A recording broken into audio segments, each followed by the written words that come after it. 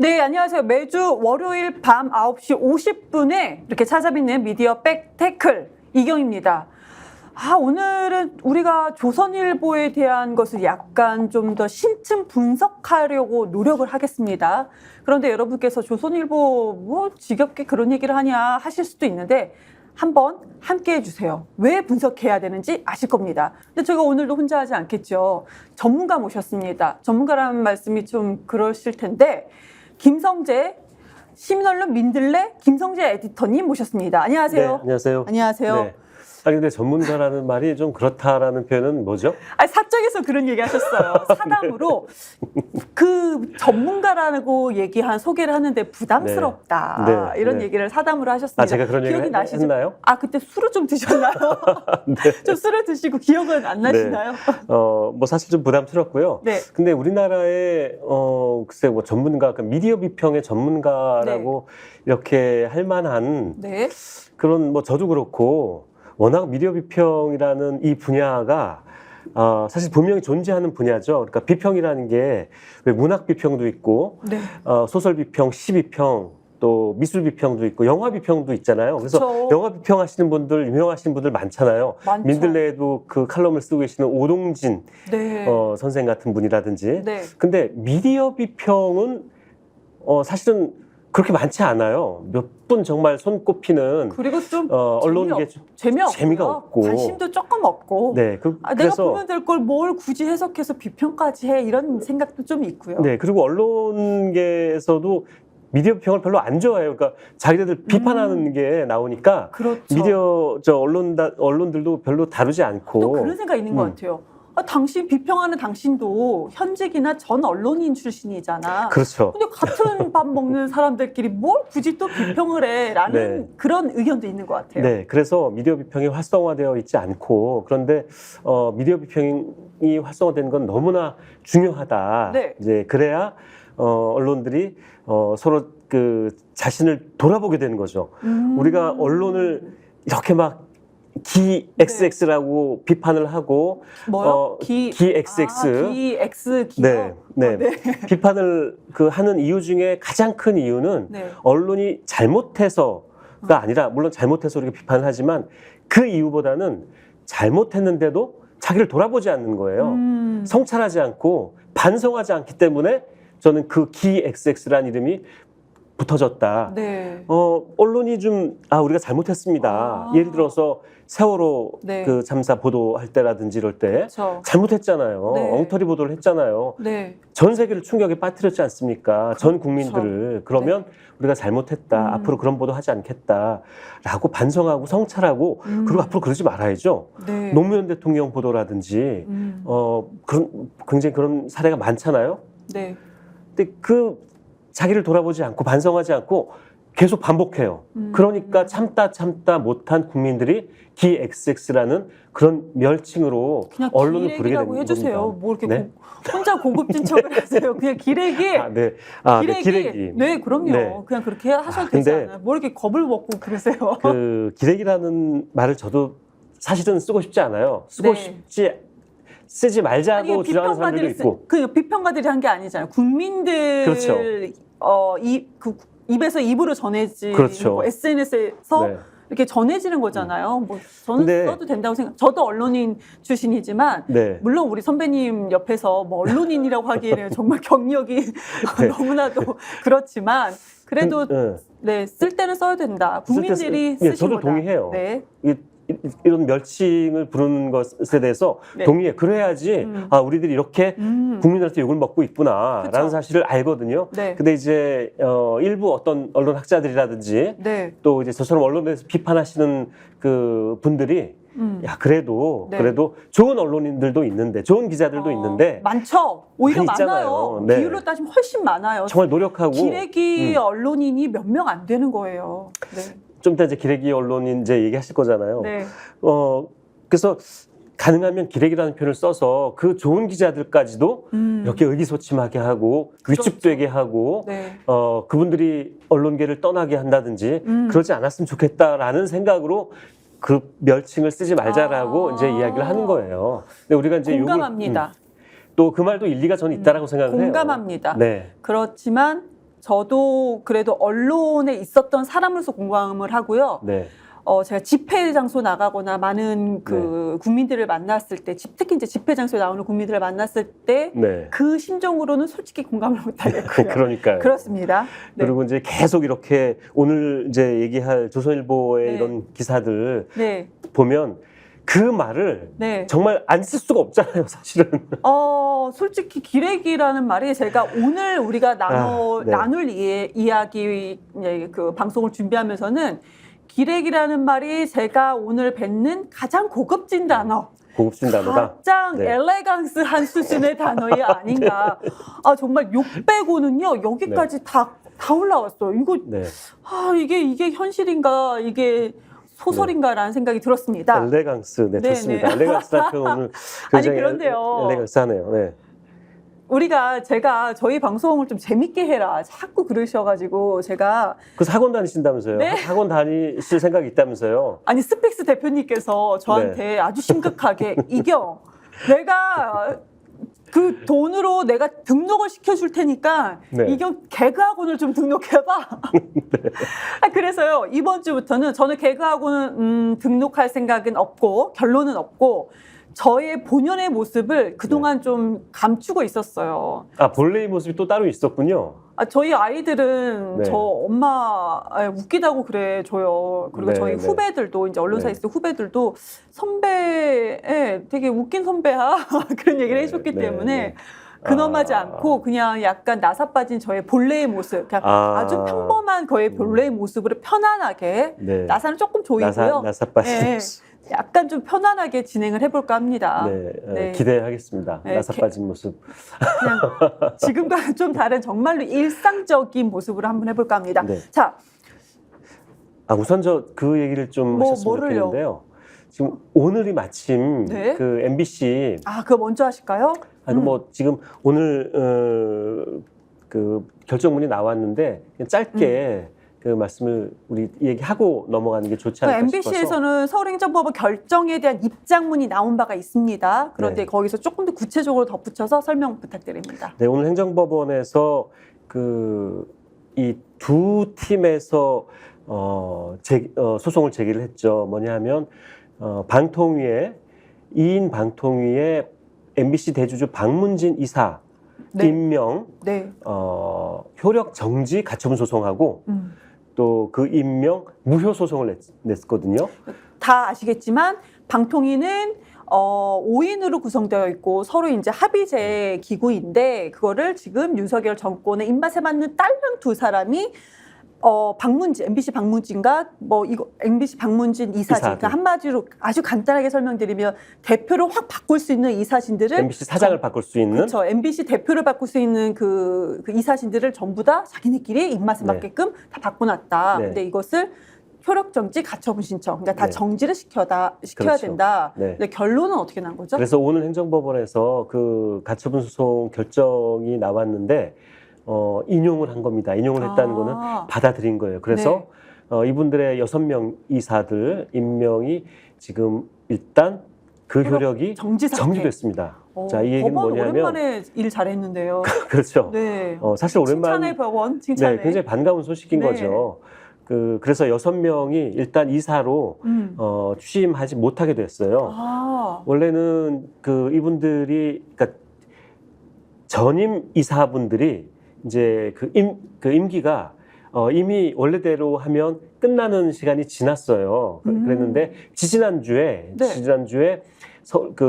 똑같은 행정법원에서 임기를 계속 진행을 해라. 네. 임명을 소송을 가처분 소송을 냈을 때 그 네. 소송을 원래는 지지난주 9일인가 그랬죠. 8월 9일 날 하기로 했던 그렇죠. 거를 26일로 연기하면서 네. 그때까지 계속 원래 임원들이 임기를 지속해라라고 이제 했죠. 그리고 오늘 이제 효력이 새로운 임원들. 네, 새로운 임원들의 효력을 시작할 것인가 말 것인가 그렇죠. 효력이 있는지 없는지를 오늘 결정을 한 겁니다. 결정을 그렇죠. 했는데 일단 그 임명은 효력이 없다. 정지시킨 거예요. 우선은 KBS는 정말로 우리가 기미가요가 나올 정도로 입맛에 맞게끔 바꿔놨는데 MBC도 시도했지만 MBC는 지금 제동이 걸린 상태. 제동이 걸린 상태입니다. 그래서 지금 이 결정문에 대해서 MBC도 그렇고 또 여러 이지숙 방통위원장을 반대했던 네. 반대했던 여러 언론 단체들에서 뭐 환영 성명도 내고 했습니다. 그러면서 이제 그거죠. 2인 방통위의 위법성을 법원에서 인정한 거다. 자, 그럼 2인 방통위에 물론 본안 소송이 남아 있습니다. 본안 소송이 남아서 그 소송일이 길이 언제 잡혀있는지 거기까지는 지금 잘 모르겠어요. 아직도 안 나온 것 같아서. 그래서 본안 소송에도 아마 이 그 효력 정지가 영향을 미치지 않을까라는 생각을 하는데요. 본안 소송에서 만약에 승소를 하게 되면 그러면 6명 임명한 게 다 무효가 돼 버려요. 그래서 다시 해야 되고. 자, 그렇다면 이거는 그 MBC 박문진 이사 6명을 새로 뽑는 것뿐만이 아니라 지금까지 2인 방통위 체제에서 했던 여러 가지 결정에 대해서도 영향을 미칠 수가 있어요. 그래서 YTN을 그 유진 그룹에 넘겼던 그 2인 방통위, 또 KBS 지금 이사도 마찬가지고요.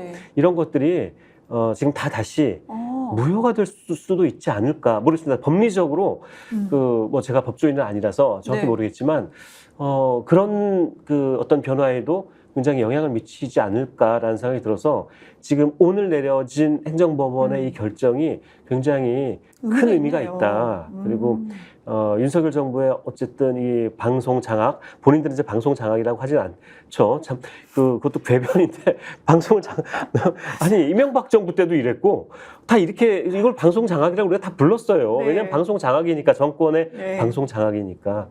근데 이걸 방송 장악이라고 하지 않는데 아무튼 이 방송 장악을 우리가 어쨌든 저지할 수 있는 어떤 그런 힘을 우리가 얻지 않았나 싶어서 굉장히 반가운 뉴스다. 아주 반가운 결과이기도 합니다. 그러니까 우리가 희망을 걸 수 있는 YTN을 정상화시키고 KBS를 정상화시키고 MBC가 지금 보도 형태대로 아주 정상적인 보도를 할 수 있게끔 할 수 있는 우리가 그런 뉴스를 만날 수 있는 희망적인 내용이다라고 말씀드리겠습니다. 아직 근데 저희가 법조인 아니고 또 판사가 아니기 때문에 법리적인 해석은 다른 방송에서 한번 들어보시죠. 아무튼 우리는 미디어로서 이거를 그 방향성과 우리가 예측할 수 있는 방향성을 한번 지금 논의해봤습니다. 아주 기분 좋은 소식으로 우리가 시작을 했는데요.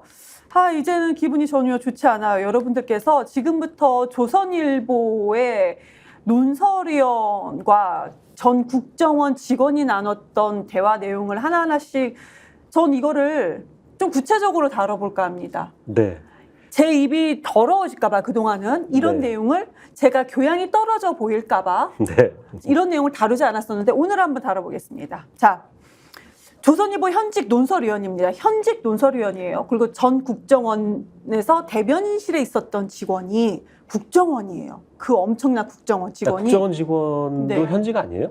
저는 대변인실에서 근무했던으로 들었어요. 전직인가요? 네, 저는 대변인실에서 근무했던으로 기사에서 접했는데 근무를 대변인실에서 근무를 하긴 했는데 그럼 지금은 국정원 직원인 거예요? 지금도 저는 국정원 직원인 걸로 알고 있는데요. 모르겠어요. 그거는 근데 그러면 이것도 잘못됐네요. 왜냐하면 언론 많은 보도에서 마치 전직인 것처럼 전 국정원 대변인실에서 근무했던 뭐 B 씨 이런 식으로 지금 보도가 돼요.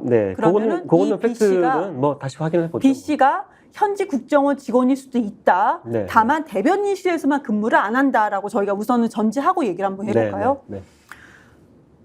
이거 어디까지 이거 저한테 해야 될지 그래서 모르겠는데요. 이게 그 미디어 오늘이 특종을 한 거죠. 단독 기사를 쓴 거죠. 그래서 저도 사실은 정확한 내용을 몰랐고 미디어 오늘 보도를 보고 알게 됐는데 그래서 제일 먼저 궁금한 게 보통 사람들이 그렇잖아요. 그 누구냐?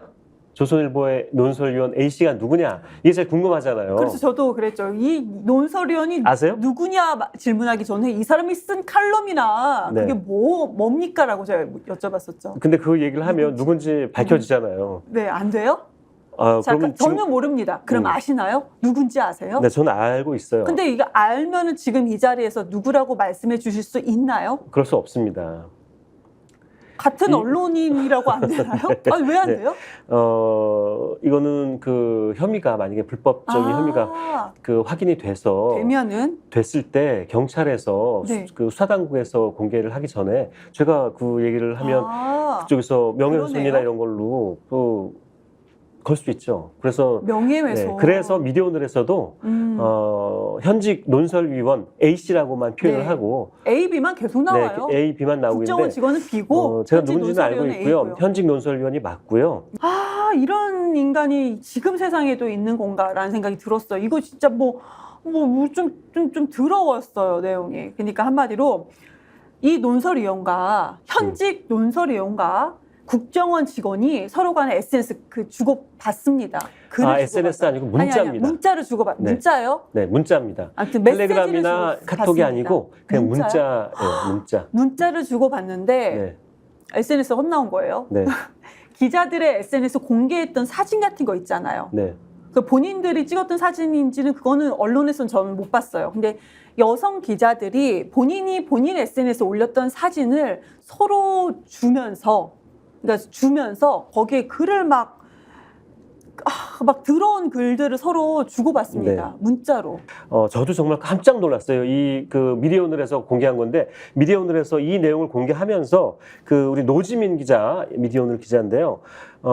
그 노지민 기자가 이걸 다 이렇게 일일이 이 입에 담기도 부끄러운 이 표현들을 그대로 쓴 이유를 설명을 했어요. 네. 너무나 말하자면 너무나 처참해서 이걸 공개하는 게 오히려 낫겠다라고 생각을 했다는 거예요. 자, 보세요. 처참해요. 네. A가 식사 자리에 있는 여성 기자 사진을 찍어 보내자 B가 국정원 직원이죠. 만나 보여요. 자, 또 B는 어떤 여기자의 외모를 언급한 뒤에 화장실 다녀오세요. A 논설위원이 화장실 다녀오세요 라고 하니까 B는 2번은 가야 라고 화답했다. 성적 행위를 암시하는 대화. 이거 뭔지 아시겠죠? 그것까지는 말씀 안 드리겠습니다. 네. 사진을 보내고, 논설위원 그렇죠. 사진을 보내고. 네. 그랬더니 국정원 직원이 이런 식으로 막 서로 더러운 얘기를 맞장구를 치고 있는 거죠. 네. 보도가 된 내용입니다. 저 부강청결제 혹시 있으면 구강청결제 좀 갖다 주세요. 미디어 오늘 지금 입을 좀 미디어 오늘 단독으로요. 보도가 된 내용. 단독 조선일보 논설위원 국정원 직원 여성 기자 사진 공유하며 성희롱. 이 제목의 기사에 다 나왔던 것을 저희가 전혀 각색하지 않고 그대로 읽어드린 건데 더 많아요. 근데 이만큼만 했어도 정말로 저희 혹시라도 저녁에 야식 드시는 분들은 못 드실 것 같아요. 전 오늘 저녁 야식 못 먹습니다. 자, 이제 이런 게 이제 미디어를 통해서 그 폭로가 된 거죠. 폭로가 됐는데 이제 더 문제는 이거를 조선일보 안에서 어떻게 지금 대처를 하고 있는지 이게 더 안심한 거예요, 사실은. 지금 너무 그 조선일보 국정원 직원도 마찬가지예요. 이거 안 읽어드린 것 중에 하나가 그 기자가 조선일보 논설위원이 여성 기자의 사진, SNS 자기가 공유한 사진이에요. 그러니까 얼마나 단정하게 나왔겠어. 예쁠 수도 있겠지만 그 사진을 하면서 즐거하세요. 즐거운 저녁 하세요. 그랬어요. 뭐 거기까지. 근데 국정원 직원이 답변을 뭐라고 했냐면 여리여리하네요. 핥고 싶다.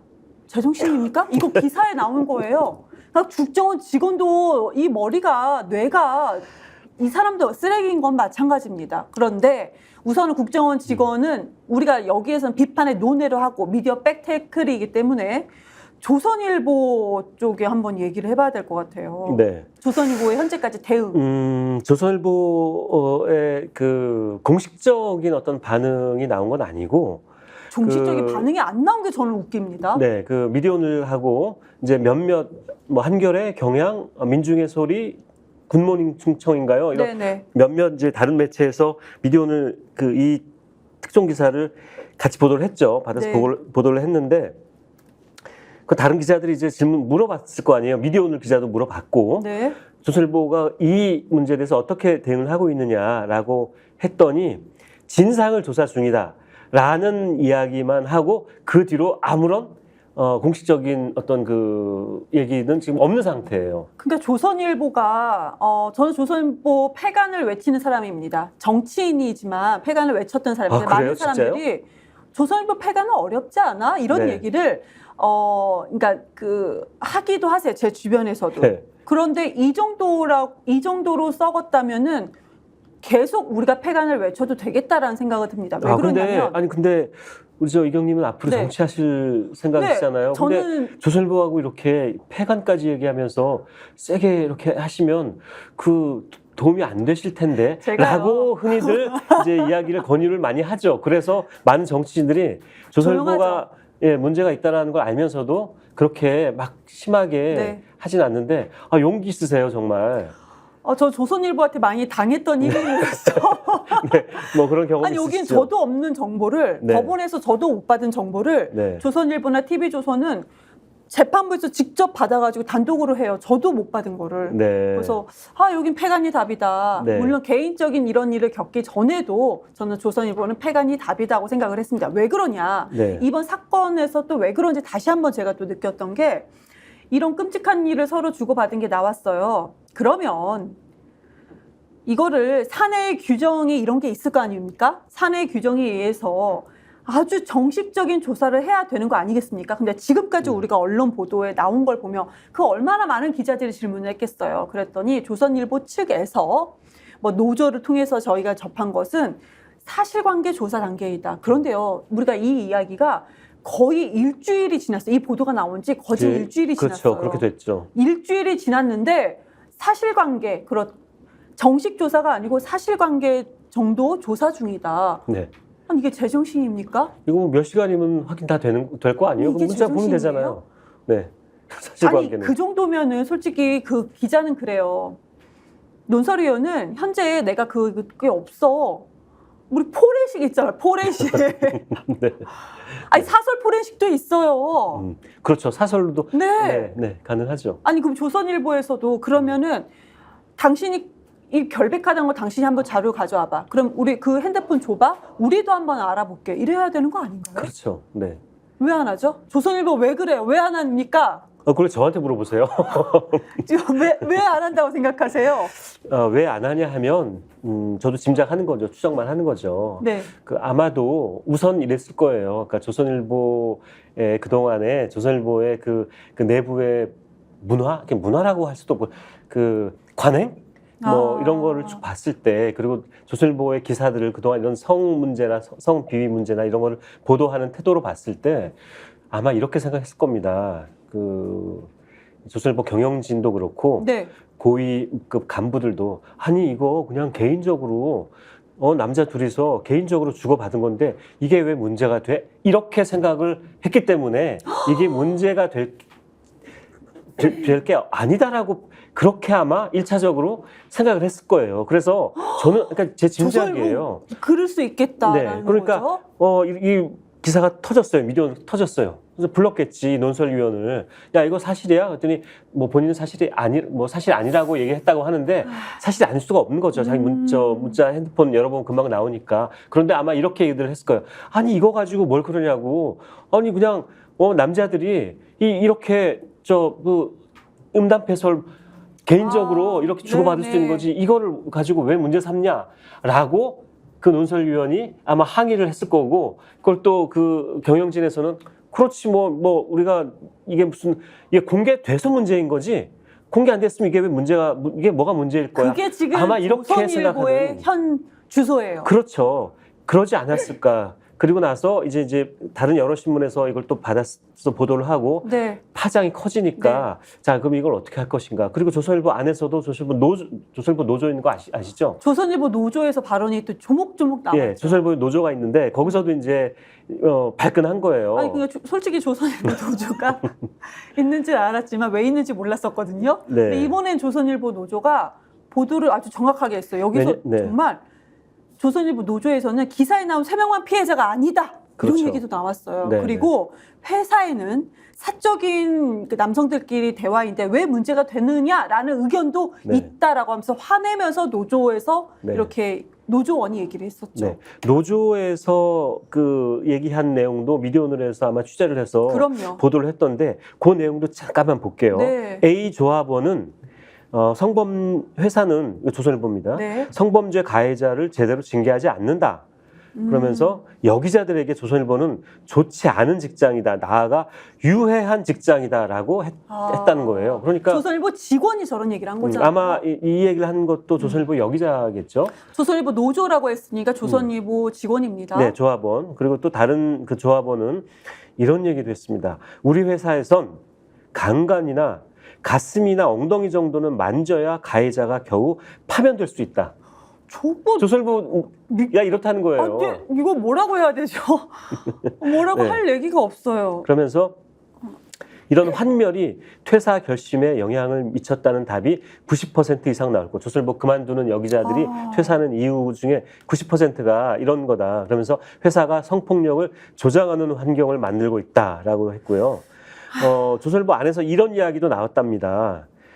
한 편집국 간부가 젊고 미래가 창창한 남자 기자, 이게 논설위원을 얘기하는 거예요. 지금 네. 문제가 된 논설위원이 네. 젊고 미래가 창창한 남자 기자인데 젊고 미래가 창창하군. 이 젊다는 거예요. 그러니까 젊은. 네, 50대 정도는 아니란 얘기입니다. 30대거나 대충 추려지네요, 40대 지금. 하는 건데 네. 논설위원 중에 한 30, 40대 논설위원은 아마 없지 않을까 싶고요. 그러면 40대 정도의 논설위원으로 추정을 할 수가 있는데 이 기자가 미래가 창창한 남자 기자인데 이거를 이 남자 기자를 어떻게 뭐라고 그러니까 이런 식의 문화 죄송합니다. 이런 식의 태도와 관행이 조선일보에 그동안 계속 있어 왔다는 거고요.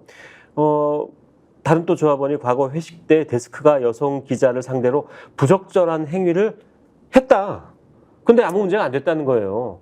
그러니까 조선일보에서는 이 논설위원이 이렇게 한 것에 대해서 그렇게 이게 뭐가 문제가 되느냐라고 안에서 생각을 하고 있을 가능성이 굉장히 높다는 거죠. 창창한 이 논설위원이 지금까지 저희가 언론 보도만 통해서 보여진 행태도 정말로 저급해서 저희가 입에 담기도 네. 정말 진짜 버겁고 힘든데요. 그런데 조선일보 이 행태 자체 네. 이것도 정말 문제네요. 조선일보 정말 폐간이 답이다라는 생각이 다시 한번 듭니다.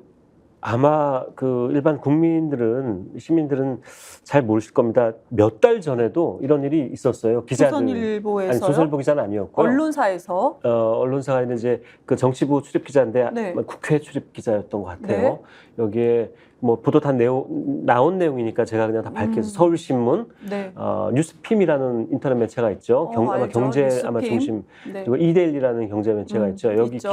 남자 기자 3명이 네. 자기네들 단톡방에서 지금처럼 여기자들 이렇게 사진을 주고받으면서 이런 비슷한 성희롱 발언들을 주고받고 했던 게 그게 또 폭로가 됐어요. 공개가 네. 되었는데 그때 그래서 이것도 굉장히 또 이 언론계 파문이 일었죠. 이 남자 기자들의 어떤 그 윤리의식, 성윤리의식이 너무나 저급하다.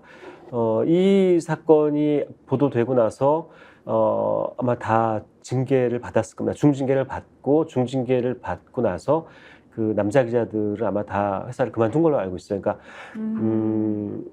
그때 또 굉장히 파문이 일었는데, 네. 그러니까 이건 사실 더 심한 말 입에 담기도 어려운 이거에 대해서 조선일보가 대하는 이 태도. 그런데 조선일보 일주일이 거의 지났는데도 이 정도다.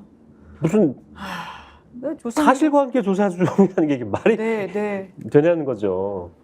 근데 조선일보 이 논설위원 성희롱 관련해서 포털을 찾아보니까 네. 미디어오늘 단독이 있었고 구문희 충청 정도에서 조금 더 자세히 미디어오늘 단독에 대해서 좀 더 자세히 이렇게 했었고, 그리고 언론 보도가 별로 안 됐어요. 미디어스 한겨레, 경향신문, 민주개설이, 노컷뉴스, 시사인 정도만 검색이 돼요. 네, 오늘 오늘 나머지는 팩트만 조금 제가 이제 방송 들어오기 직전까지 검색한 건 이 정도였습니다. 네, 신언론 민들레도 오늘 미디어 비평으로 썼는데 이제 우리는 포털 검색이 안 되니까 그러니까 안 나오겠죠. 그게 이제 포털 검색이 구글 검색해 주세요. 구글에서 시민언론 민들레 검색해 주시면 나옵니다. 다음 검색은 안 되고요. 구글 검색을 하시면 나오고. 이거 참 다음 같은 경우는 네이버도 마찬가지였어. 댓글 달기가 되게 어렵고 다음에 댓글이 아예 댓글을 달 수 있는 난이 아예 없었습니다. 근데 저는요, 이거는 이제 이거 마지막 질문이 관련돼서는요. 이거 근데 어떻게 알았답니까? 서로 간에 주고받은 문자잖아요. 네. 그 기록을 국정원 직원이 내놓을 리도 없고. 어떻게 저도 그게 알았던 너무 건가요? 궁금해서 네. 취재를 해봤는데 네. 그 물어봤어요. 이 기사를 쓴 특정 기사를 쓴 네, 미디어오늘 네. 기자한테 물어봤는데 그 얘기 안 해주더라고요. 알려주지 않더라고요. 그러니까 취재원 보호 이런 건가요? 취재원 보호죠. 오. 예, 누가 제보를 했을 텐데 네. 그 제보자가 드러나면 안 되잖아요. 그래서 저한테도 뭐 알려주지 않는데 저도 잘 모르겠어요. 정말 솔직하게. 보면은 그 두 분이 만약에 결혼했으면 배우자가 겠죠 모른다. 아, 이걸 어떻게 알았을까? 아주 네. 그냥 궁금해집니다. 네. 네. 그러면 우리 후쿠시마 얘기를 한번 해볼까요? 네, 또 이제 조선일보입니다. 조선일보 다음. 네. 조선일보가 홈페이지에 들어가서 괴담을 하잖아요. 후쿠시마는 죄다 괴담이라고 아주 오래전부터 꾸준히 괴담이란 말을 하고 있습니다. 지금 후쿠시마 핵 오염수 방류한 지가 1년이 됐어요. 그런데 괴담이다.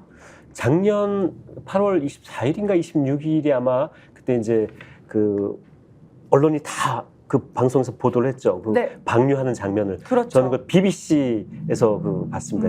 BBC 유튜브로 봤는데 뭐 전 세계가 그 CNN도 보도를 했고 네, 했던 그 장면이 아직 저 눈에 선한데 이제 1년이 됐죠. 1년이 된 즈음에 유독 조선일보가 이 후쿠시마 오염수 관련한 이제 보도를 이렇게 막 계속 하고 있어요. 그 조선일보의 보도 내용은 다른 게 아니라 딱 그거죠. 그동안 네. 이 우리 언론들이 괴담, 이 오염수, 이게 핵 오염수다. 처리수가 아니라 오염수다. 그리고 이게 굉장히 바다를 오염시킬 것이다. 우리에게도 오염수가 와서 그 해양 자원들이 물고기라든지 이런 해양 자원들이 방사능에 오염돼서 우리한테 인체에 나쁜 영향을 미칠 것이다라는 괴담을 그동안 쭉 해왔는데 시민단체와 일부 언론들이 네. 이 괴담에 대해서 사과도 하지 않고 책임도 안 진다라는 이런 정말 얼토당토하는 네. 어처구니 없는 주장들을 조선일보가 최근에 집중적으로 하고 있어요. 아니 그 핵폐수라고 저는 말씀을 드려요. 그러니까 뭐 핵 오염수라고 우리가 이제 좀 약간 좀 다듬어서 말씀을 드리면은 조선일보는 알프스 처리수라는 거를 되게 강조를 많이 했었고요. 알프스 처리수. 네, 조선일보와 뭔가 이렇게- 일본 기시다 정부가 쓰는 말이죠. 네. 처리수. 뭔가 이렇게 깨끗한 느낌이 들잖아요. 처리된 네. 것 같은. 네, 그리고 알프스를 거기다 붙여서 네. 아주 약자였지만 그걸 붙여서 엄청 깨끗한 물, 본인들이 마치 당장 마셔도 될 것 같은. 네. 그렇지만 정작 일본에서는 농수도 사용하지 않고 네. 이거를 그 바닷가에 방출을 하는 그런 그러니까 오염수입니다. 이 일본 내에서도 이 물 바다에 버리면 안 된다라고 일본 네. 시민사회도 걱정하고 우려하고 비판했던 거거든요. 아니 그렇게 깨끗하면 니네들이 써라. 네. 근데 안 쓰고 버리고 있잖아요. 그런데 조선일보는 무슨 민주당과 좌파 시민단체, 좌파 언론이 이거를 갖다가 아주 왜곡했다. 이건 아주 괴담을 퍼뜨린다. 이런 보도를 계속했습니다. 그리고 핵테러라고 이렇게 괴담을 했다라는 표현도 썼고요. 근데 지금 그것까지는 그래 조선일보가 억지 주장하는 건 그렇다 치자라고 할 텐데 무슨 방사능 기준치에 근접한 검사 결과가 한 건도 없다. 이렇게 막 억지 주장도 합니다. 근데 기준치 이하가 아니고 불검출된 수준이다라고 합니다. 근데 일본이요. 30년간 방출할 계획입니다. 네. 무려 30년이나. 30년간 방출. 네. 그것도 일본이 계획대로 잘 돼야 30년이죠. 안 그러면 100년이 넘을 수도 있다라는 얘기가 나오는데 근데 1년 됐는데 왜 조선일보가 마치 왜 일본처럼 이렇게 하고 있죠? 제가 작년에 막 또 눈에 선하네요. 중국에서는요. 네. 중국 공산당 대변인이 방송에 나와서 그런 얘기 했어요. 우리가 시뮬레이션을 해보니까 네네. 1년 후에 한국 남해 바다로 방류한 그 오염수가 도착한다. 그렇죠. 라는 보도를 했어요. 그래서 우리나라 SBS하고 몇몇 방송들도 MBC랑 몇몇 방송에서 그 중국 대변인이 하는 이야기를 이렇게 받아서 보도를 했던 기억이 나거든요. 근데 우리 윤석열 정부는 뭐 그 기억나실 거예요. 막 저 노량진 수안시장인가 어디 가가지고 그것도 그거 막 드신 분들도 아니 계시고 그 수저에 기억나시죠? 있는 물을 막 먹었잖아요. 그거 왜 먹어요? 그 드시고. 약품 탄 거. 네, 저는 그 물 드셨던 분들 공천 못 받았어요. 빠지셨죠. 전 세계에서 일본의 이 핵 오염수 방류를 방류에 동의하고 하는 나라는, 그리고 동의를 넘어서 적극적으로 이렇게 옹호하고 하는 나라는 전 세계에서 일본하고 우리나라 정도밖에 그렇죠. 없는 걸로 알고 있어요. 동남아시아의 여러 나라, 그리고 태평양에 있는 뭐 피지니 이런 여러 나라들도 얼마나 그 반대를 했습니까? 그렇죠. 우리나라밖에 없어요. 그리고 우리나라의 이런 조선일보 같은 다른 신문들도 물론 몇 개 있습니다. 있는데 조선일보가 유독 열심히 이렇게 일본의 입장, 그리고 일본의 입장과 거의 똑같은 윤석열 정부 입장을 똑같이 이렇게 열심히 이렇게 옹호를 해주고 보도를 하고 있어요. 이해가 안 돼요. 이게 그 최근에 우리 광복절 때도, 우리 지난주에도 그 얘기 많이 했잖아요. 그럼. 광복절 앞두고 전후로 뭐 친일 관련된 뭐 이런 보도들을 많이 했잖아요. 네. 뭐 KBS만 김미가요 한 게 아니라요. 네. 조선일보가 우리 지난주인가 이 방송에서 아마 했던 것 같은데, 왜 그 일본 가요를 일본 말로 TV에서 부르는 게 뭐가 문제냐, 네. 이런 방송 했었잖아요. 그렇죠. 기억나시죠? 네. 그리고 일본에서는 그 우리 왜 저 교토 국제고등학교에서 그 고시엔 대회에서 우승했잖아요. 네. 네. 동해 바다, 이거를 이제 교가를 우리말로 부르는 그 장면을 보고서 조선일보가 뭐라 그랬냐면은, 아니 일본 방송에서 동해 바다라는 뭐 이런 말을 한국말로 하는 그 교가를 그렇게 불러도 아무 얘기 안 하는데, 네. 왜 우리는 일본말로 노래 부르는 걸 왜 못 받아들이? 이런 말도 안 되는 얘기를 하는 거예요. 아니 어떻게 정말. 우리하고 일본하고 똑같습니까? 우리는 식민 지배 피해국이에요. 네. 그걸 받아들일 수 없는 게 너무나 당연하잖아요. 그렇죠. 그걸 비교를 하면서 너무 당연한 거죠. 일본은 받아들이는데 왜 우리는 그거를 마치 우리가 뭐 옹졸해서 받아들이지 못한다는 듯이 그렇게 얘기를 하고, 그리고 일본하고 그 경제 협력을 열심히 해야 되는데 왜 그것도 하지 못하는 그런 보도를 광복절날 네. 대대적으로 보도를 한 거예요. 아니, 일본이 하고 싶은 얘기를 조선일보가 대신 대신 해주고 있는 광복절날 거예요. 막 줄줄이 한 거네요. 네, 네. 근데 지금 그 말씀을 들으면서 우리 언론이라는 게 공적인 영역에 있는, 저는 사기업이라고 생각을 하거든요. 공적인 영역에 있는 사기업이다. 그렇죠. 공영방송 빼고는. 네. 그런데 조선일보가 그러면 유독 그 저희가 밝혀지지 알 수 없는 일본에서 네. 뭔가 광고를 많이 받나요? 이런 생각까지 드네요. 일본에서 광고를 받지는 않죠. 아니 그러니까요. 네. 공식적으로는 받지 않지만 네. 뭔가 받는 건가? 라는 생각이 드네요. 네. 좀 이상합니다. 너무 이상합니다. 그러니까 너무 이상한 거예요. 근데 왜 그렇지라는 답을 우리가 찾을 수는 없는 것 같아요. 왜 찾을 수 없어요? 왜 그렇죠? 조선일보는 그냥 네. 극우 친일 신문인 거예요.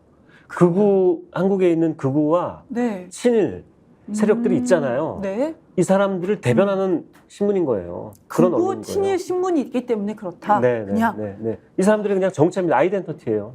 아이덴티티라고요. 네. 그러니까 뭔가 그래야지 자기네들이 이득을 얻는다라고 생각을 하고 그렇게 지금까지 쭉 해왔기 때문에 그냥 그 사람들의 그냥 그 본색인 거예요. 원래 얼굴인 거예요. 그래서 그런가요? 그러니까 수산물 안전성 검사를 지금 윤석열 정권에서 했는지 안 했는지 모르겠지만 조선일보는 했다고 계속 합니다. 네. 그래서 4만 회 이상 실시를 했다라고 합니다. 네. 그런데 여기에 지금 1조 원이 넘는 1조 5천억 원이 돈이 예산이 들어갔대요. 그래서 조선일보가 나랏돈 투입했다라고 하면서 안 나가도 될 돈이 나갔지 않냐. 자, 검사했더니 지금 아무것도 검출이 아주 불검출 정도 수준으로 나왔다. 네. 야, 안 나가도 되는 돈이 나갔다. 이렇게 얘기를 해요. 그 얘기를 일본한테 해야지. 기시다 제정신인가요? 정부한테 해야지. 그렇죠. 윤석열 씨가 기시다 씨를 만나서 둘이 만난 자리에서 야, 당신들 때문에 우리가 안 쓸 돈을 쓰고 있잖아. 이렇게 얘기를 해야지. 이걸 왜 어디다 대고 이런 얘기를 하는 거예요. 아니, 저는 이렇게 접근을 했어요. 지금 후쿠시마 원전 앞에서는 세슘이 방사능 물질 세슘이 180배 이상 검출된 게 우리는 확인이 이미 됐어요. 네. 이미 됐죠. 그럼 우리나라 국민을 위해서 정부에서 윤석열 정부라지만 정부에서 이걸 계속 검사하는 거가 아주 당연한 거 아니에요? 그럼요. 그런데 1년 만에 어떤 검사를 어떻게 정확히 했는지도 모르겠어요. 왜냐하면 제 전문가들이 이거를 지금 현재 기술로는 방사능 검출을 전부 다 우리가 파악할 수 없다라는 얘기까지 저는 예전에 많이 들었거든요. 그런데 이거 안 나가도 되는 돈이 나갔다. 그러니까 이거 왜 이거를 검사를 계속해서 했느냐라는 얘기를 하고 있는 거예요. 이거 일본 한 얘기 일본인인가 하는 생각이 들어요. 왜 조선일보는 그런 보도를 하고 있지? 네. 극우 친일 신문이기 때문에 그런 거예요. 네. 그러니까 일본이 하고 싶었던 얘기인 거죠. 자, 우리 그 안전에 니네 왜 예산 썼어? 그러니까 지금 너희들이 말하는 좌파 언론인, 아니면 좌파 시민단체, 특히 이제 민주당이 말하는 거 다 괴담이야. 이렇게 주장을 하고 싶어서 그랬던가라는 생각이 듭니다. 예전에 광우병 때도 이제 우리가 굉장히 우려를 많이 했지 않습니까? 네. 미국에서 미국산 소고기가 특히 내장 뭐 이런 것들이 그대로 들어오면 그 광우병에 감염된 소에 이런 것들이 들어오면 그 문제가 생길 수 있다. 네. 그것도 사실은 당연한 국민들의 걱정이거든요. 근데 조선일보가 계속 지금 광우병까지 엮어서 광우병 괴담 네. 이렇게 핵오염수 자기네들은 처리수라고 하는 핵처리수 괴담을 계속 하고 있다. 그걸 좌파가 그렇게 하고 있다. 그래서 좌파를 공격하고 이제 이 논리를 계속 지금 피고 있죠. 그런데 아니 이거는 국민들의 건강을 위해서 당연히 정부가 그 걱정을 해소시켜야 되고요. 네. 그리고 그 우려가 생기지 않도록 예를 들어서 미국 그 소고기 수입 때는 그래 그 내장을 수입한다든지 그건 하지 말아야 된다. 그래서 결국에 그 미국하고 협상할 때 미국소의 내장 이런 건 수입 안 하기로 그래서 한 거 아닙니까? 그렇죠. 네. 이렇게 우리가 막아내야 되는 거예요. 거기에 정부 예산 쓴 거예요. 근데 이거를 괴담이 좌파들이 괴담을 퍼뜨렸기 때문에 거기에 무슨 돈을 썼다 이렇게 얘기하는 거는 정말 이건 적반하장이 아니라 뭐죠? 적반하장이라는 표현이 맞나요? 뭐 제가 지금 하도 적반하장 너무 그것보다 뭐 이렇게 화가 나네요. 얼척없는 이런 주장들을 하고 있죠.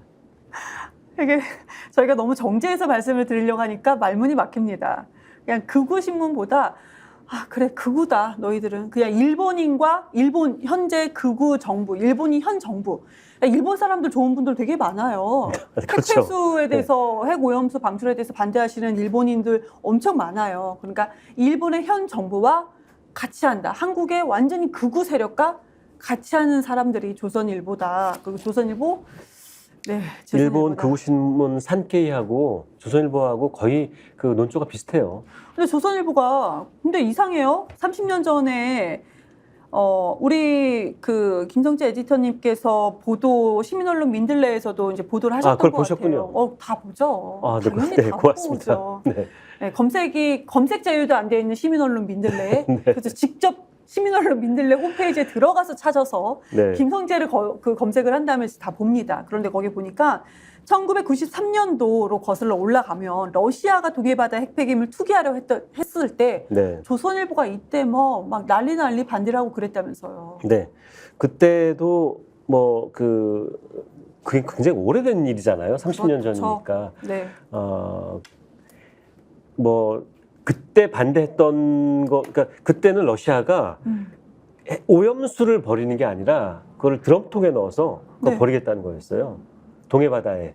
드럼통에 넣어서 그냥 버리겠다고요? 네, 그 핵폐기물을 버리겠다는 거였어요. 핵폐기물 자체를요? 예, 동해바다, 그러니까 일본하고 네네. 우리나라 사이죠. 네네. 그때 일본에서 아주 마치 러시아와 앞으로 이 관계를 끊겠다는 정도까지 아주 강도 높게 그 일본이 비난을 했었고 미국과 일본이 같이 네. 막 반대를 했었죠. 네. 비난하고. 네, 그랬죠. 그때 조선일보도 그걸 받아서 비난을 했었는데. 일본 따라했나? 그런 생각도 드네요. 네, 네.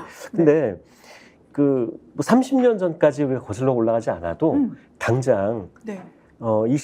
21년인가요? 21년도? 21년이었죠? 그러니까 21년도에는 그거 반대한다라는 기사를 저도 방송에서 엄청 많이 얘기했었어요. 얘기하셨죠. 그때 문재인 정부였습니다. 네, 맞아요. 문재인 네. 정부는 반대를 했죠. 해서는 안 된다. 그때 조선일보도 또 이 국힘당의 전신이었던 그때 무슨 당이었죠? 새누리당. 새누리당도 네. 새누리당 의원들도 국회에서 막 현수막 들고 네. 일본 핵폐기수 그 방류하는 거 반대한다라고 맞아요. 하면서 왜 문재인 정부는 이거를 적극적으로 그 뜯어말지 못하고 그러니까 있냐 그때 하냐라고. 문재인 정부가 반대를 하는데 더 적극적으로 왜 반대하지 않느냐면서 맞더라고. 뭐라고 했어요. 그 문재인 정부를 막 공격했지 않습니까? 네. 조선일보도 그랬을 거예요. 그때 더 적극적으로 반대해라. 다 그랬죠. 거였죠. 조중동이 다 그랬어요. 그때 뭐라고 했냐면요. 조선일보가 일본 원전 오염수 방류 결정이라는 기사에서 이렇게 했답니다. 이 정도 규모로 오염수가 방류된 적이 없어 해양 생태계나 주변국의 장기적인 영향이 확실하지 않다. 그러니까 굉장히 불안하다는 거죠. 네. 그게 확실하지 않으니까. 그러면서 이건 동아일보네. 동아일보가 그 안전성에 문제가 없다고 주장하지만 알프스로 처리해도 인체 내부에 피폭을 일으킬 수 있는 삼중소를 걸러내는 것은 불가능하다. 이런 식으로 조중동이 다 그때 특히 조선일보도 굉장히 심했고요. 핵오염수 방류하는 것에 대해서 부정적이고 반대하는 목소리를 불과 2, 3년 전에 이렇게 했었어요. 그러니까 그렇죠. 자기네들도 그때 괴담을 냈던 거예요. 그렇다면 지금 이걸 괴담이라고 좌파들의 괴담이라고 그때 그럼 조선일보 좌파였습니까? 그때 이렇게 반대하는 좌파하고 똑같은 목소리를 이렇게 냈으면 그때 우리가 좌파들하고 똑같은 괴담을 내서 우리가 잘못했다 미안하다 이런 무슨 입장이 바뀌었으면 입장이 왜 바뀌었다라고 그러니까. 설명을 해야 될 거 아니에요. 네. 그런 것에 대해서 이런 방구도 없어요. 맞아요. 그냥 지금 와서 2, 3년 전에 했던 얘기하고 완전히 반대 얘기하면서 완전 반대 얘기죠. 조선일보의 적은 조선일보인 거예요. 조적조. 조작조. 자기네들이 그렇게 말 바꾸기 예전에 그렇게 해놓고서 지금 와서 그걸 괴담이라고 하는 게 이게 너무 웃기잖아요. 조작조. 패간이 답이다. 네, 네. 태간이 답이다. 네. 조선일보 뭐 또 여러 가지가 되게 많은데 우리 그거 한번 얘기해 볼까요? 이번에 얼마 전에 21년도였었죠. 제목 21년도 이거는 정말 팩트만 우선 먼저 말씀을 일부러 드릴게요. 정확하게 21년도 2월 6일 날 제목이 조선일보 보도 제목입니다. 먼저 씻으세요. 성매매 유인의 지갑 털어라는 제목. 이 기사가 절도범행 보도였어요. 원래 내용은 절도 네. 관련된 네. 거죠. 그런데 이게 이제 일러스트가 들어가잖아요. 사파가 들어가잖아요. 여기에 조죽 대표와 그의 딸 조민 씨 이미지를 지금 나가고 있습니다.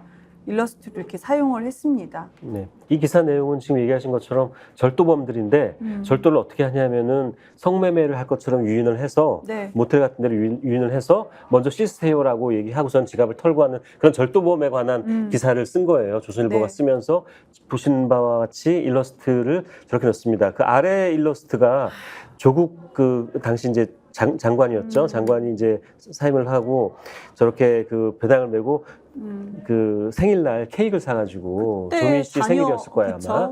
그 케이크를 사가지고 가는 모습을 이정현이라는 그 일러스트 작가가 그린 겁니다. 네. 뒷모습을. 사진을 저렇게 그림으로 뒷모습을 그린 거고 그 오른쪽에 아까 보여드렸던 거는 조민 씨가 이렇게 전화 통화를 하고 그 아마 법정에 나가는 장면 네, 네. 사진이 언론에 보도된 건데 이 그림 그대로 일러스트에 넣어서 마치 조민 씨와 조국 지금 대표가 진짜. 이 사건과 연관이 있는 것처럼 이렇게 오해를 불러일으키는 그런 그림을 넣은 거죠. 너무 저급하고요. 너무 저급하죠. 모욕적이고 네. 정말 조롱을 해도 조선일보가 마음에 안 들어서 그냥 극우 일본 신문이니까 조롱을 한다 하더라도 이건 너무 저급한데요. 자, 그래서 조국 대표와 조민 씨가 소송을 했죠. 소송을 10억 내서 소송을 했습니다. 네. 5억 5억씩 두 사람이 이제 5억 5억씩 이렇게 소송을 냈습니다. 그 기자들과 네. 신문사를 상대로 소송을 냈는데 그 이제 판결이 나온 거예요. 판결이 나왔는데 어떻게 판결이 났냐 하면 초상권 침해로, 그러니까 명예훼손에 대해서는 인정하지 않고 초상권 침해에 대해서 조국 대표에게 700만 원, 그리고 조민 씨에게 1,000만 원을 배상해라 아니, 라고 그러니까 판결이 난 겁니다. 초상권 침해가 거창한 게 아니고요. 네. 자, 이런 범죄 기사 보도에 당신 딸과 아버지를 일러스트를 넣겠는데요. 허락받지 않고 넣기 때문에 초상권 침해입니다. 그래서 조민 씨한테 1,000만 원, 조국 대표한테는 500만 원, 그래서 1,500만 원, 700만 원, 그래서 1,700만 원이 됐네요. 이게 네. 재판부의 판결. 이 판결의 내용이죠. 문제는 전 두 가지인데 하나는 아니 이거를 이제 명예훼손을 또 인정하지 않은 점도 저는 납득하기가 어렵고요. 그러니까 조국 그 대표는 명예권 그리고 인격권이 아예 그렇죠. 무시됐다라고 네, 합니다. 네. 그리고 두 번째 문제는 손해배상 금액이에요. 네. 이거를 700만 원하고 1,000만 원 이게 한 거예요. 5억짜리 두 개를. 네, 네. 이 조선일보 기사가 LA 조선일보에서도 똑같이 보도가 됐어요. 그렇죠. 그래서 그때 조국 지금 대표니까 대표로 부를게요. 조국 대표가 LA 조선일보를 상대로 미국 법정에 10억짜리 소송을 내겠다라는 그 얘기를 한 적이 있어요. 그 소송을 냈는지 안 냈는지는 저 지금 모르겠습니다. 네. 미국에서는 이거는 그러니까 이거는 그냥 거의 회사 문 닫을 수 있게 이게 다 인정이 되거든요. 이 정도 금액에 이 그러니까 정도면 10억이 아니라요. 이 10억이 정도면 아니라 회사 문을 닫아야 되는 닫게 거잖아요. 만드는 그러니까 1억 달러, 네. 1억 달러 소송을 그러면 1,000억이잖아요. 네. 1,000억 소송을 내겠다라고 얘기를 한 적이 있어요. 네. 근데 어쨌든 뭐 미국 LA 그 조선일보에 대해서는 어떻게 됐는지 정확히는 잘 모르겠는데 지금 우리나라에서는 5억에서 10억 소송을 냈는데 1억 7천이 1,700만 원 받은 거예요. 이거는 말이 안 되죠. 그래서 제가 지금 하려고 하는 얘기는 뭐냐면 바로 이거예요. 우리나라 그 언론 보도에 대해서 어떤 그 극심한 정신적인 피해를 입거나 네. 아주 엄청난 재정적인 손해를 봤을 때 이거에 대해서 법원에서 보통 이런 식인 거예요. 정말 터무니없는 금액을 손해배상으로 하는 겁니다. 그래서 지금 계속 얘기가 나왔던 게 이른바 징벌적 손배제를 해야 된다는 거예요. 이게 안 되니까. 그러니까 이 정도면 징벌적 손해배상 그 대상이라고 우리가 봐야 되잖아요. 봐야 되는 근데 거죠. 우리나라 현재는 하지 않고 있습니다. 그렇죠. 그래서 민주당에서 이걸 하자라고 했는데 언론계에서 특히 언론노조나 기자협회에서 그렇게 되면 언론사들이 보도하는데 기자들이 취재하는데 위축 효과가 나타난다. 네. 칠링 이펙트라고 하는. 그래서 제대로 취재를 못하고 제대로 보도를 못한다. 뭐 제정신이에요. 이건 제대로 취재했으면 이렇게 안 해야 되죠. 성매매로 유인한다. 그래서 범행을 저지르는데 거기 아버지와 딸을 사파를 넣은 거예요. 이미지를. 그런 이유로 이제 그 징벌적 손배제에 대해서 그 반대를 하고 있죠. 네. 정말 터무니없다라는 생각이 들고요. 징벌적 손배제를 하자라고 하는 그 배경 중에 하나는 뭐냐면 그동안 이제 몇 년 동안 이런 문제 때문에 언론에 그 피해를 입은 사람들, 피해자들이 도대체 그러면 대체로 어느 정도 손해배상을 받게 되냐 네. 봤더니 평균이 500만 원이에요. 겨우 이것 때문에 500만 원이요? 정말 회사가 망하거나 또는 자기 씻을 수 없는, 돌이킬 수 없는 피해를 입었는데도. 그것도 승소를 했을 때 500만 원을 받는 거잖아요. 그렇죠. 그 승소도 대체로 잘 못해요. 손해배상 언론 대상으로 네. 내가 언론 대상으로 국민이 내가 손해배상 그 신고를 그 소송을 걸었습니다.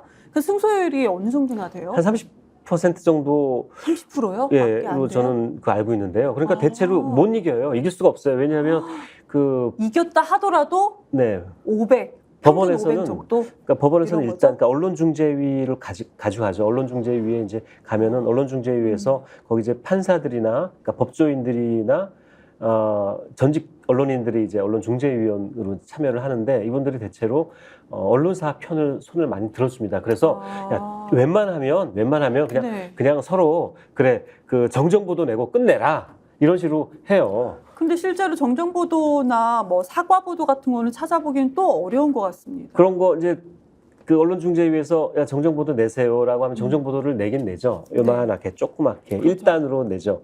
그걸로 끝이에요. 구석이 조그맣게요. 조그맣게. 아니 이렇게 표현을 이렇게 요만하게라고 이렇게 표현해 주셨는데 정말 실제 사이즈가 요만하게 1단으로 정말 요만하게. 네요. 네.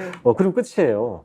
그러니까 이 사람은 끝이에요? 이미 사회적으로 매장이 되거나 온 동네방네 자기 아는 사람들한테 다 파렴치범이나 이런 걸 소문이 다 나잖아요. 네. 근데 1단짜리 누가 그 기사를 봅니까? 그랬던 사례가 과거에 몇 개가 있어요. 제가 그 몇 개만 최근에 조선일보 사례만 네. 말씀드릴게요.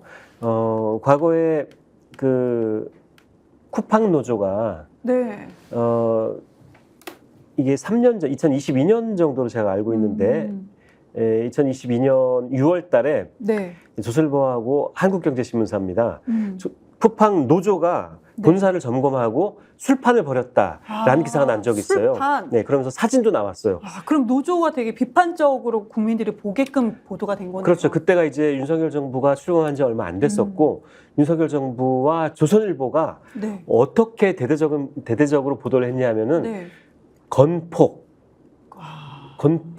들어보셨죠? 건폭 네, 노조. 네. 그리고 노조가 그러니까 민주노총이죠. 네. 민주노총이 이 노조 현장 그 파업 현장이나 시위 현장에서 술판을 벌이고 깽판을 치고 네. 이런다라는 이야기들을 막 하고 있을 때였어요. 조선일보가 그렇죠. 그런 보도를 막 했을 막 때였어요. 보도를 하니까 저도 그 보도만 봤을 때 사실인가 하는 그렇죠. 생각이 들었죠. 예. 저도. 그러니까 노조원들이 시위 현장에서 막 술 마시고 술 냄새 풍기고 그러니까 사람들이 그 뉴스를 접하면 이분들은 이 노조 민주노총 이분들은 막 아주 그 불결하고 막 이런 이제 이미지를 갖게 되는 거죠. 그런 이미지를 만들려고 그런 보도를 많이 한 거예요. 네. 지금 아까 말씀드린 쿠팡 노조도 마찬가지입니다. 네. 그래서 사진까지 실었어요. 사진에 네. 이렇게 자리를 펴놓고 돗자리를 펴놓고 노조원들이 이렇게 컵을 이렇게 갖다 놓고 네. 이렇게 뭐 술병으로 보이는 그런 물병을 갖다 놓고 있는 장면을 이제 보도를 한 거예요. 네. 근데 나중에 확인을 해보니 이거는 술이 아니라 물이었다, 음료수였다, 커피였다. 이제 네. 이게 밝혀진 거죠. 네. 그래서 이 노조에서 쿠팡 노조하고 민주노총이 소송을 한 겁니다. 그래서 이게 받아들여진 거예요. 받아들여졌는데 조선일보하고 한국경제신문이 그래서 결국 한 2년 후에 정정 보도를 이제 내게 됐고 정정 보도를 내라고 법원에서 그렇게 판결을 했거든요. 그랬더니 네. 마지못해서 2년 뒤에 정정 보도를 냈고 그리고 2년 뒤에요. 배상을 해라라고. 그 2년 동안 그 노조원들은 참 네, 배상 금액이 얼마였냐면은 100만 원에서 500만 원 사이였어요. 그 이미 2년 동안 노조원들은 본인의 일상적인 삶이 많이 무너졌을 거예요. 그렇죠. 비판도 엄청 났을 거고요. 이미 쿠팡 노조는 네. 파업 현장에서 술판이나 벌이는 파렴치하고 네. 불결한 이런 노조, 이런 단체, 이런 조직, 이런 사람들로 그렇죠. 다 사람들 이미지가 바뀐 거예요. 그 노조가 또 주장하고자 하는 의견들 이런 것들은 완전히 묵살됐을 거고. 그렇죠. 근데 나중에 2년이 지나서 100만 원 네. 배상 이렇게 끝났다는 거잖아요. 그리고 사과문은 올라갔나요? 사과문은 게재는 됐어요. 그런데 조그만하게. 2년 인터넷 뒤에? 매체에 올라갔는데 그걸 네. 누가 보냐고요? 그거 아무도 안 보죠. 2년 동안 정말 악몽 같았을 것 같습니다. 네. 지금 그렇게 따지면은 정말로 더 태간이 답이다. 더 치명적인 케이스가 하나 있었죠. 네. 그것도 한 2년 전에 마찬가지입니다. 그 노조 저 악마화 1분 시킬 때, 노조 악마화 시킬 때 조선일보가 노조원 한 분이 분신 자살한 적 있잖아요. 네. 그거를 그 분신을 노조가 방조했고 그렇죠. 유서를 네. 대필했다. 또 기사 썼죠. 이것도 네, 이제 네. 오보로 이제 확인이 됐죠. 네, 여기에 맞아요. 대해서 아무런 사과나 이것도 없어요. 그리고 그 유가족이나 그 노조에 대해서도 아무런 피해 보상이나 손해배상이나 한 적이 없습니다. 아무튼 이렇게 다 망가지고 나서 100만 원, 500만 원 손해배상 해봐야 뭐합니까? 아니, 현장 노동자들이 특히 이제 건설 노동자들이 얼마나 답답하면 본인 몸에 분신까지 하겠습니까? 근데 그거를 그렇게 조롱하고 악의적인 왜곡 보도를 하면서 사과는 하지 않고요. 그리고 손해배상 청구를 해서 소송에 막 해서 우리가 이긴다 하더라도 겨우 100만 원에서 아주 많아요. 500만 원 정도입니다. 조선일보 패간이 답입니다. 네, 그래서 저는 그리고 조선일보 때문에라도 저는 이 징벌적 손배제를 네. 해야 된다. 그럼요. 네. 아니 지금 저희가 나눴던 이 정도는요. 취재하는데 위축이 되어라고 할 수 있는 내용이 아니죠. 그 위축이 아니라 뭐 위축입니까? 사실 그대로 보도만 하면 되지 않겠습니까? 그러니까요. 아이고, 네. 시간이 다 돼서 이 징벌적 손배제에 대해서 굉장히 해야 될 일이 많은데 네. 얘기들이 많은데 그건 다음에 한번 또 징벌적 손배제 배상 이런 거 관련돼서는 길죠 얘기가. 얘기가 엄청 길죠. 네, 할 얘기가 네. 많습니다. 알겠습니다. 오늘은 좀 제가 뭐 개그 학원까지 다녀야 된다고 할 정도로 그런 얘기를 들어서 좀 편안하게 재미있게 평소와 좀 다르게 진행해 보려고 했는데 진행되면서요. 뭐 다큐 되는 거는 비슷했던 것 같아요. 얘기하다 그래도 보니까 결국에는 다시 또 다큐로 돌아가시네요. 네. 아무튼 그래도 저희가 꼭 나눠야 될 얘기를 꼭 나눴다라는 생각이 듭니다. 네, 우리 급하게 한번 인사를 해볼까요? 급하게 하는 게 네, 어때요? 급하게. 네, 네. 그럼 다음 주. 네. 다음 주에도 매주 월요일 오후 9시 50분 미디어 백테클 다음 주에 또 뵙겠습니다. 고맙습니다. 아니, 왜 아직도 3년간 같은 통신사 인터넷 계속 쓰고 계세요? 인터넷 가입 시 48만원 무슨 변경 시 추가 혜택이 주어집니다. 인터넷 비교를 통해 인터넷 가입하고 지인에게 홍보해주세요. 본인 추천을 통해 가입한다면 5만원이 추가로 지급됩니다. 지금 문고에 인터넷 비교원 검색 후 3초만에 감동 행복 비교해보세요. 인터넷 비교 원.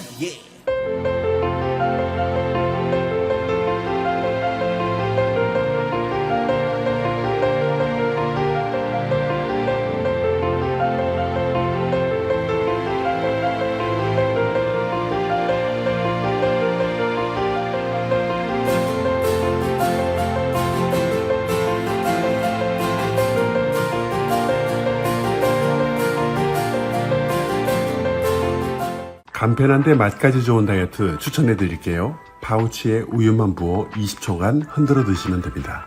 서리태 단백질과 건조효모로 한 끼에 필요한 영양소들이 알차게 들어있습니다. 정말 맛있는 비타샵 블랙 스무디 다이어트. 보험에도 점검이 필요합니다. 요즘 경기가 어려워서 보험료 내는 것도 부담스럽죠. 보험료는 줄이고 보장은 넓게. 건강보험도 자동차 보험도 나에게 맞춤 보장. 믿을 수 있는 보험 전문가들. 믿을 수 있다 더 착한 보험. 본 광고는 손해보험 광고 심의 기준을 준수하였으며 유효기간은 심의 결과 통보일로부터 1년입니다. 스픽스는 말하는 언론입니다. 대세는 유튜브, 그중에서 스픽스. 좋아요, 댓글, 구독, 알림 설정. 여러분이 저희를 사랑해 주시고 우리가 여러분을 사랑하는 4가지 방법입니다.